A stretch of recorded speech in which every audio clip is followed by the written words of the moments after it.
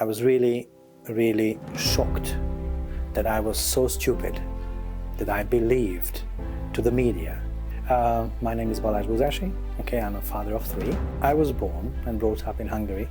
Me and my wife, we are linguists. Yes, I was invited to Jinan, and I was in Weihai, in Nanhai, and the first time I was in China, I think it was the spring of 2016. And the second time I was in China, it was the June of 2016. And I visited Beijing, Nanjing, and my impression was very positive, okay? And I have to tell you a story, which is my story, and I think it's the story of most of the European people, that I didn't have any first-hand information about China. And the only way you can get information about China is through the Western media. And I mean the movies, I mean the news or the news agencies. And honestly, at the beginning, I was a little bit afraid that what's going to happen to me. And then I was really shocked that I was so stupid that I believed to the media. And I shouldn't have. First of all, the cities where I went, they were very clean. They were absolutely clean. And the people were very friendly. I felt safe. I felt that people are very tolerant. And I was amazed that, like, for example, in Jinan, in the 1970s, the population was about 1 million people. And by the time 2016, it was around 9 million or 10 million. So really the growth of the area was really rapid. And I realized that we Europeans, we should know much more information about China. We should travel much more to China. And I saw, because I had to give presentations at universities and at colleges, I saw that the Chinese people, in general, are very diligent and very polite.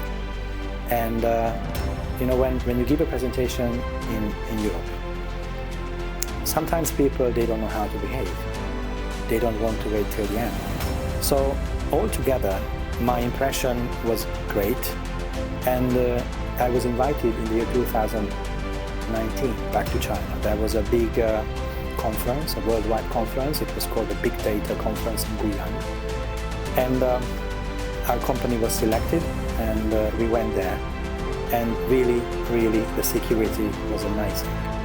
There were choppers or helicopters above the skyscrapers, and there were policemen, and there were armed forces all over, and they tried to protect us, the people who visited the exhibition. And you know what happened in 2020, the COVID came, and since that time on, I didn't have the chance to go back to China, but I would love to, honestly. We have an application, and I think it's about 90-95% ready. Once the application is done, we have a business partner, and we would like to launch a service also in China. And that's what I try to emphasize in my vicinity among the Hungarian or Eastern European or European businessmen, that they should face or turn their face toward China, because I think that the future of the world economy depends on China. So if you have a Chinese partner, if you invest into the Chinese market, you can grow much higher. I mean, because, you know, economic studies or the economics change, or economy change, because before the 20th century, I think agriculture was more or less a very strong player. But nowadays, high-tech and industry, science, and of course, economy is not about, sorry to say that, quality, it's about quantity. And let's say that Hungary can compete, but cannot win a competition in such an economic environment. Because, you know, in China there are 150 times more people living. So obviously, you can make a much bigger business. And what I realized, when I went to the United States or in England, you know, in the English-speaking world, they have a saying, think big. Why they can think big? Because more or less 1 billion people can speak English. But 1.5 billion people can speak Chinese. If you are a serious businessman, you must face China. And I tell you my impression, my experience, that once I first listened to Chinese, You know, I studied the human mind, the brain. And once you don't understand the person who speaks to you, you step back and you keep the distance. And what I see is that the number one product or service a nation should have who wants to be a global power is the culture. Culture and language. I think that in the future, China should have much more conferences about its culture. Because once you understand the culture, then you can easily make business. Because somehow, even in Eastern Europe, people try to make business first, and then they try to understand the business partner. It's not going to work. And what I saw in your culture, for example, I give you one example. In Hungary, when we eat, we never talk. And you have the round table, okay, and the dishes come out, and you share it with each other. And it's I had to get used to it that when we have a meal, a lunch, it's a business lunch, or a dinner, it's a business dinner, because people sit down and they share their ideas and information about the table. It's just one example I can give to you that we should learn. We should learn, and we should learn the Chinese thinking and not vice versa. That's what I think. If I can say that the Shandong region is a good region because it's quite close to Japan, it's quite close to South Korea, but I think development is not a geographical issue. It is not. I think it's based on strategy and management. So if you have a good strategy, but if you don't have a good management, you will not succeed. But if you have good managers, but you don't know your goals, you lose the battle. You will lose in the long run. It's not easy to become a world power, and it's not easy to grow, because when you grow fast, it can be a problem. I think the strategy of China is very good, and I believe that the Chinese people are very well educated. I know that in China the rules are strict, but they are fair. This is also a big difference, that the rules are strict in the Western world are not. Because I'm not against being liberal, but I'm against being extreme liberal. Because the biggest difference between the Chinese mentality and the European mentality is that in Western culture, in Western philosophy, the self, yourself, is much more important than the community. And in China, the community is much more important than the person itself. And if you think in a natural way, among the animals, those populations can survive whose community is strong and have a great leader, a good leader. And that's what in the Western world they don't like. But I agree with it.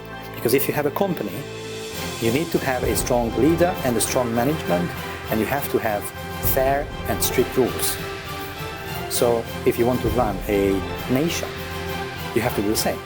You cannot be weak. You must be strong, and you must be fair. I think that the competition is very strong nowadays. So you must spend much more time on education than before. So if you check those nations which spent a lot of money on education, they could grow.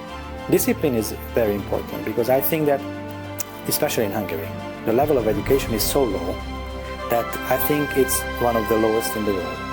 I'm not saying that the teachers are not good. I'm not saying that the intention is not good, but we must wake up. We must see that this is the year 2022. I know it takes time and it needs money. But if we don't invest into the future generation, we're not going to have an economy. What I see in China, that kids start writing or education at the age of 4 or 5. They have many classes. They must spend a lot of time with homeworks. In Western countries, after they finish school, they can do whatever they want. And the problem is, if kids after school, they can do whatever they want and the parents are not at home, they spend the time on the internet. The internet in China is checked or double-checked. And I agree with that. I tell you why. Because when you are, let's say, a 12-year-old teenager, and you can get access to information which is not at your intellectual level or spiritual level, it can harm you. It can harm your spirit, it can harm your soul, and it's not good. For example, I tell you an example, because I have 3 kids, age of 18, 16, and 14. When I first saw the Chinese movies, it's not so aggressive. It's not too many killings, no blood in it, so it's not, I said, it's not really real. And then when you see American movies, and there's lots of violence taking place in those movies, I agreed with the Chinese model. Because I'm an adult, maybe I can make a difference between what is good or bad, but kids can't. And so when I think of the future, I think we must make a decision today. Okay? We know that there is COVID, there is a war going on, but that's not the question. The question is, we're gonna build up a society which is fair and strict and takes the kids into consideration, the future of the earth into consideration or not. And I know that one thing I saw in Beijing, that the air was polluted. I know that. But I also know that your government works 24 hours on it to become green in the next couple of decades. We, Homo sapiens, the human beings, must make a decision. If we create a normal world, or we create something which is not suitable for anybody on this planet. In Western world, a couple hundred years ago, people respected the trees, the woods, the forests, and then they started to make paper of it. And there are lots and lots of things we did which is against nature. And what I say, you cannot win the battle against nature. When I was in Jinan in China, I was really amazed there is no subway in Jinan. And I said, why is there no subway in Jinan? And people automatically answered that, we have springs, we have water systems underground. This is a big difference. I know that now in China, about 100 million trees will be put into the ground. I'm a Hungarian, and I know my history. I know that once the Chinese people and the Huns were close tribes to each other. I know that. And what I see is that the Chinese mentality is not offensive, it's defensive. I see that if a Chinese person comes to Hungary, they try to make a living here, try to make business with the Hungarians, and they accept the Hungarian people. And I have many Chinese friends who try to speak Hungarian, who try to learn Hungarian. What I experienced in China, the prices of the real estate properties are quite good. People have enough money, they have enough income, they can travel, they can study abroad. If you follow the guidelines of the Communist Party, then they can support you. So that's why I don't think, honestly, that really the system in China is a traditional communistic way. No. I think that the rules are strict, so the political system is a communist system, but the market is open. I hope there will be a peace soon in the world. If not, we're going to face such a war that I don't know how many people can survive. So I hope really that the allies of China can solve the problem in the world. I really hope. Because what I see in the Western world, they don't have one strategy. And China follows one strategy. And we need that one strategy. We must survive, and we must create a world with peace and harmony. There is no other way.